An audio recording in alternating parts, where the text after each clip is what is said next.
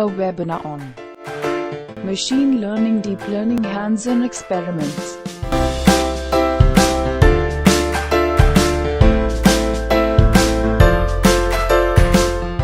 RDBS Geeta Deep Enterprises.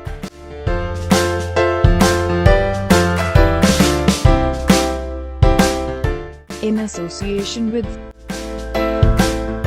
Sharad Institute of Technology, College of Engineering, Ichokaranji. Sponsored by Institution of Electronics and Telecommunication Engineers. Welcome to MLDL webinar session 9. This is going to be our last session in our this series. Well, today we are going to perform hands-on using pandas. Sometimes the datasets available for classification and testing are intended for the sake of evaluating the performance of the developed model. In such cases, the dataset which is in the format available in CSV format can be used for the performance evaluations of the model. It is not necessary that your dataset should be in terms of images only. Sometimes some standard datasets also make it available the standard features extracted from particular dataset. So while proving the performance of the model, you have to go for such a performance evaluation.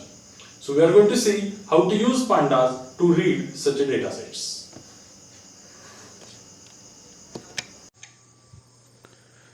So let's begin with importing pandas. So import pandas as PD. Define data frame variable df is equal to pd.readcsv.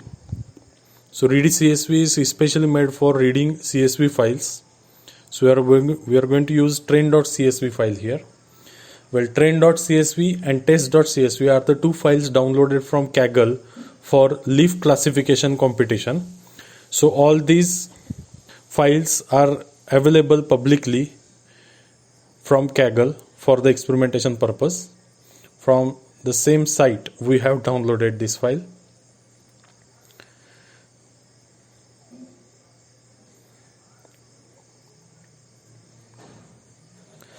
So when you import pandas as PD and you are trying to read CSV file, first two statements, let us check them by running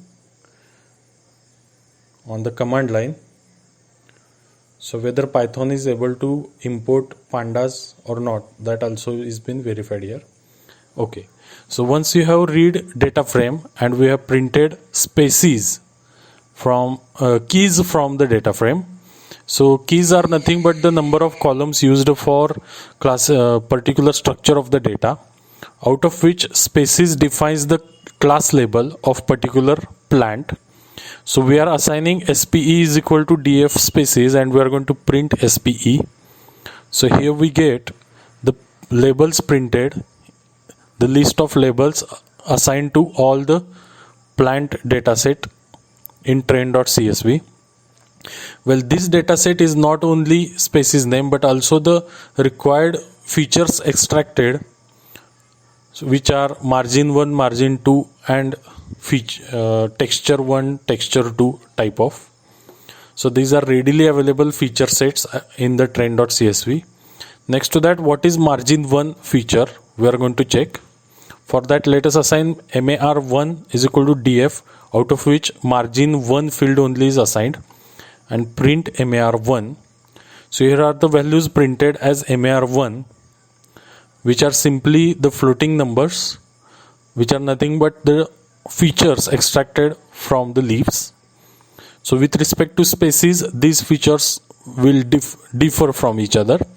Well, if species are same, one of the features or more than one of the features of this set may match or may have some range of values.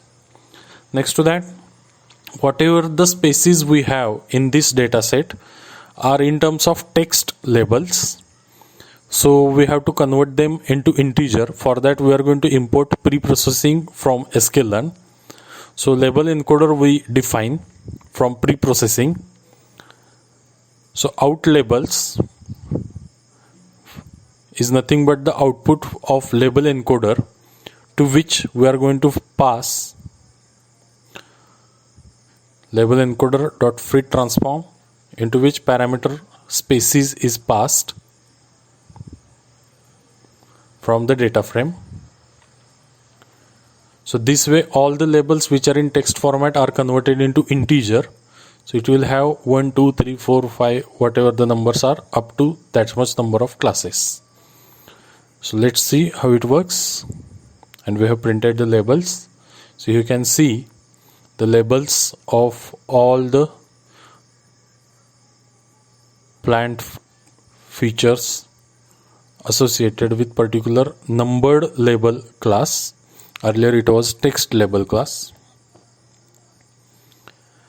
So here, for the sake of using machine learning based processing, we have to convert out label, which is in array form, to the list form.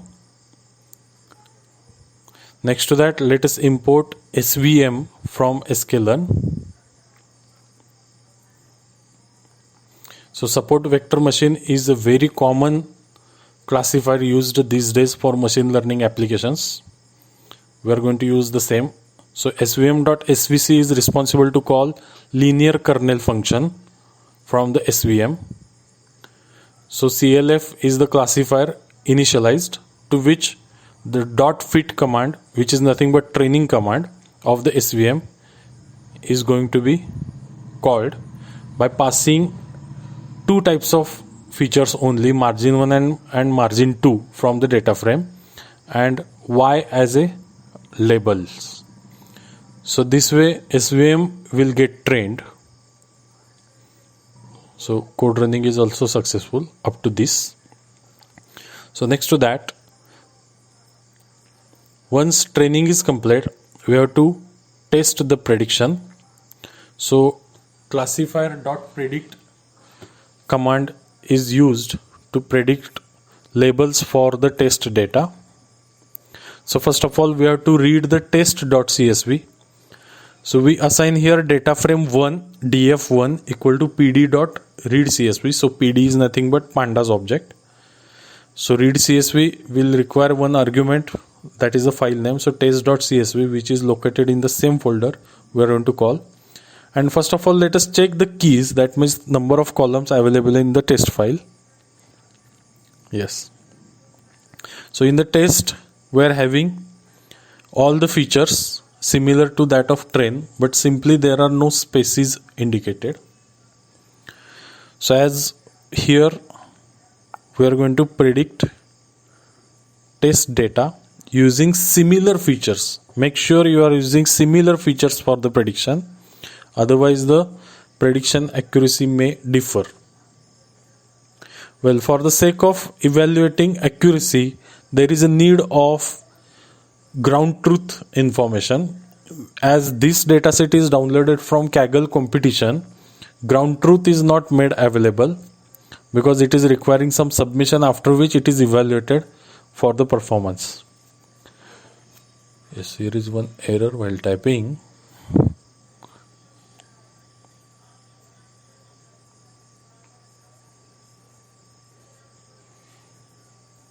Okay.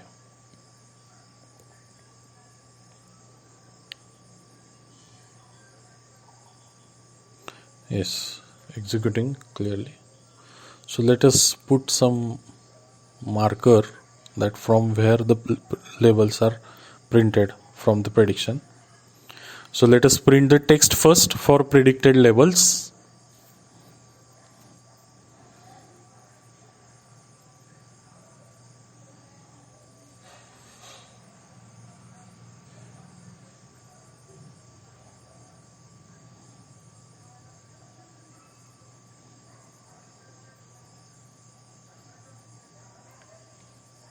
Yes, so predicted labels are printed. So this is how machine learning principle works. Up to yesterday we have seen deep learning approach, into which deep features were being extracted. Here simply features are being used and SVM type of classifiers are used. Well, this is going to be a multi-class classifier. That's why we have experimented on SVM.